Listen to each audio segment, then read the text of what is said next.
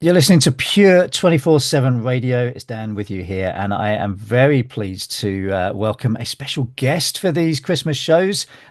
Joining me also from Scotland is the person better known as Less Waste Laura, but to us she is Laura Young. Hi, Laura, how you doing?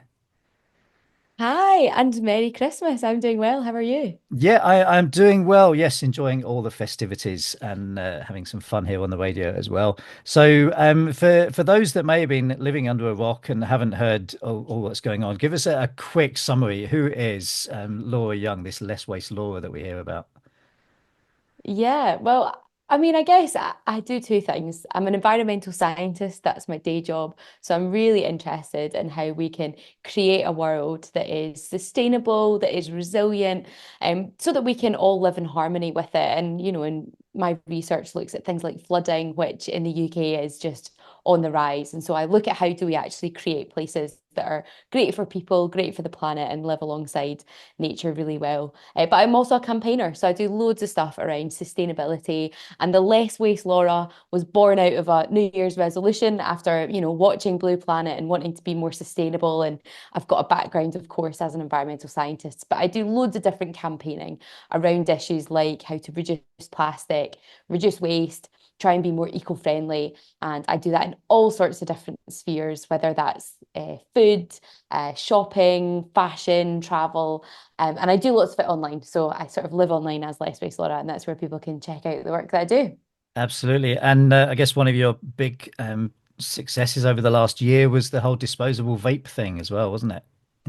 Yeah, so that, I mean, since the end of 2022, that was a huge piece of the work that I was doing after really stumbling on disposable vapes as litter as this huge new problem, and then went down the rabbit hole of disposable technology. And these are the kind of the poster child for throwaway electronic devices, which is just crazy. And so, yeah, we have been working over the last 2 years to get these banned in Scotland and in the UK, across the whole of the UK, and add to the sort of international efforts. And yeah, 2025, we get that legislation. And so a big win for the environment and also a big win for public health, because we know that that was a huge part of the campaign as well. Yeah, absolutely. Yes, allegedly being name checked in Westminster and in Hollywood as Yeah. well. I think it was the former First Minister. I can't remember which one we were on at the time, but described you as the Vape Crusader was another nickname he went for, wasn't it?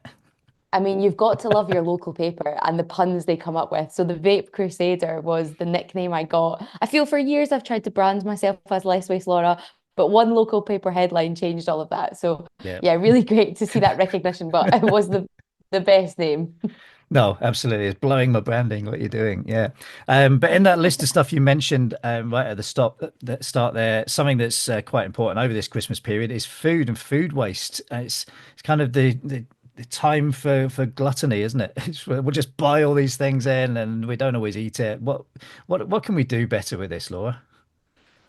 I know. And I think for context, really from November, it feels like you go into the shops and there's Christmas special items, whether that's chocolates and treats and baked goods, or whether that's all the little canapes and festive specials of cheese boards or whatever it might be. So, it's a time where we get excited because we do see special edition products coming in, and it does feel like a time that the nights have got darker and longer, and you do want those kind of cozy home comforts. But the reality is Christmas time is the biggest time for waste in general, but particularly food waste. And that has a huge impact, right? It's so wasteful. All of those delicious things have been grown and produced and manufactured around the world, and that takes a lot of energy and resources. And so we want to use up as much of it as possible. And you know, in the run up, we might have got excited and bought a wee bit too much, or even on the day,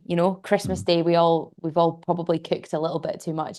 And I know that I've certainly got leftovers already sitting in the fridge. And so there's loads of stuff that we can do to actually use up a lot of that. And I think this is a great time to be thinking about it. And people probably have the traditional turkey curry. That seems to be a staple in lots of people's households. But actually, there's loads of creative ways to be using up our leftovers. So, curry, stew. Those are always the favorites. But you can also be thinking about delicious soups that you can make with maybe the vegetables that you've got left over. I also know bubble and squeak, but just Mm. adding in all the other best bits that you can make is absolutely fantastic. And also just thinking outside the box. So you can make things like Christmas pizzas, where you just put the toppings of all the leftovers on there. And you can also take some of the odds and ends, like if you've got some of your puddings left over, you can actually then make ice cream out of that. So you could make a Christmas pudding ice cream, or you could make a Yule log ice cream. Because often these things, especially the cakes, like after a couple of days, they've dried out. They're maybe not the best, but you could mix them in and make them into a really nice bread and butter pudding or an ice cream. So there are loads of things that we could do with those leftovers to get a bit more creative. And I've even seen people doing things like baking bread and putting in grated bits of the odds and ends of cheeses that they might have had on a cheese board. So there's loads of ways to actually soak up all the goodness of the Christmas food without throwing it away. Because obviously it's environmental, but also we've all spent probably a lot of money on delicious food, and you want to make it go as far as you can. Yeah, I was struggling with the concept of leftover puddings. I'm not sure what that is, but that Yeah, that I know. that I mean, some people just have no idea what you talk about when you're saying food waste at Christmas. But I feel we all have something. In my house, it's Brussels sprouts, if I'm honest. That's definitely the thing that's left over. Oh no, we love a Brussels sprout here. Well, myself and my youngest do love a Brussels sprout. But yeah, this is just okay. If we bought it, I suppose the best thing would be not go buying everything in the shop to start with. Still sticking with what you need. After all, Christmas Day is just a day. It's it's not a whole week, is it? And the shops are not closed. It's not like the days when you need to stock up because the shops are closed for 3 weeks. So yeah, we being more careful in what we buy, and then just being a bit more adventurous in how we do something with that afterwards. Exactly. And I think that's just something, yeah, you have to ask yourself, is maybe just don't always go for the impulse, especially when you do see the special edition things that we do Yeah. get a bit excited for. Just try and plan out a bit more, who's coming over, where are you going, what could you bring round? And then just, yeah, feeling like actually leftovers go a really long way. So you don't need to go crazy with buying way, way, way too much, but actually just saying this is how we could do it. But certainly having those recipes can help because so it doesn't feel like all you're having is turkey curry for a week after Christmas, but you've got a few other options to help use it up, and meaning that we don't have to throw any waste away after the big day. Yeah, which is a much better way of doing it, and yeah, we can see how we can just be a bit more thinking of the environment in what we do, because just chucking it away, it's not necessarily, even if we put it in the food bin, it's not necessarily going to be helping the environment at the end of the day, is it? It's depending on how local No. authorities deal with these things. Yeah, and I mean this the statistic that kind of shocks me, it's easy to remember. It's that globally, a third of all food is wasted. Wow. And if food waste was a country, it would actually be the third largest emitter in terms of kind of greenhouse gases when we talk about climate change. Mm. And I mean, the first part of that is because food is wasted at all stages. So there's food that's left on the fields because it doesn't meet the standards that, I love a bit of wonky veg, but Yeah. we do have high standards, or the supermarkets think we have high standards. So there's food that's left on the fields that actually isn't taken up.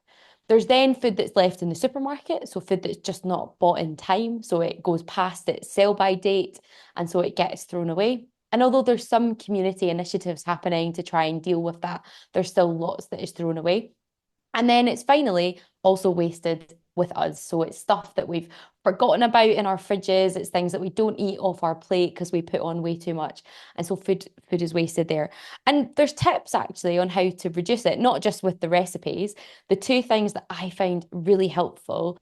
One of them is, and this is more tricky at Christmas time, I recognize, but when you open your fridge, when you open your pantry or your cupboards that have got things like your bread or your fruit and veg, when you open these things up, you should at a glance be able to see everything. Because actually, often things are just tucked right away at the back because we've got our fridges jam-packed full. And then we just forget what's in there. And by the time you get to it, you think, oh, that's gone bad.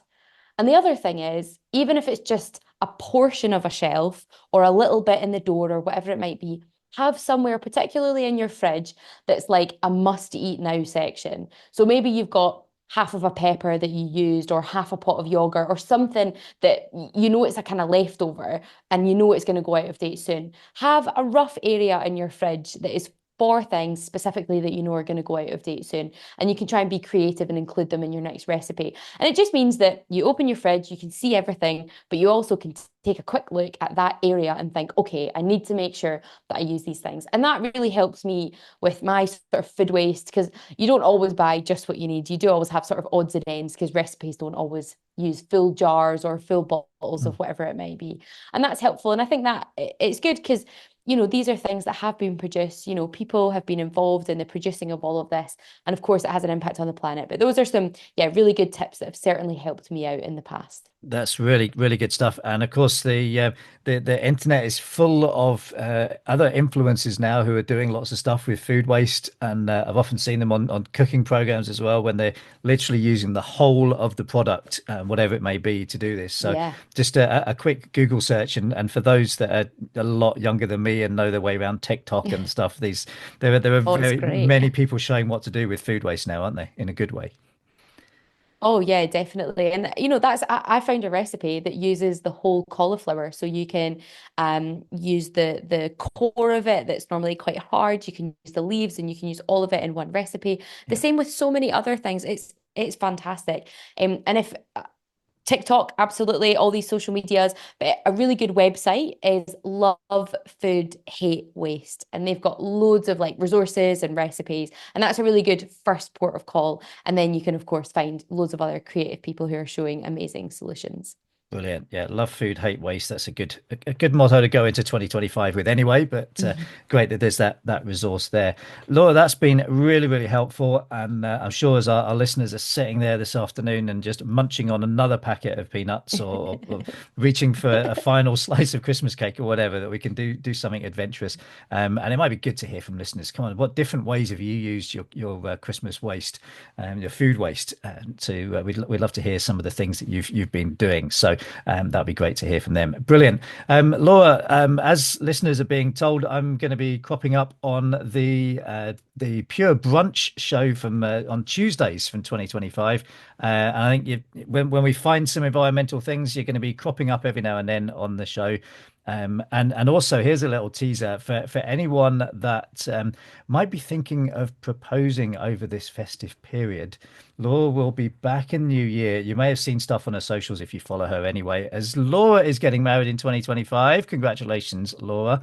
Thank you. But it's going to be very much a less waste wedding, isn't it? So we may be back to talk about that in the new year. It's very exciting. Absolutely. I can share all my tips and tricks that I've been learning along the way. Yeah, goodness knows we all need to do stuff on a budget these days, but if we can save the environment and still have fun and amazing celebration, then that's what it's all about. Laura, thank you for joining us this Christmas time. We wish you a very, very happy Christmas, and we'll look forward to chatting to you in the new year. Merry Christmas, everyone.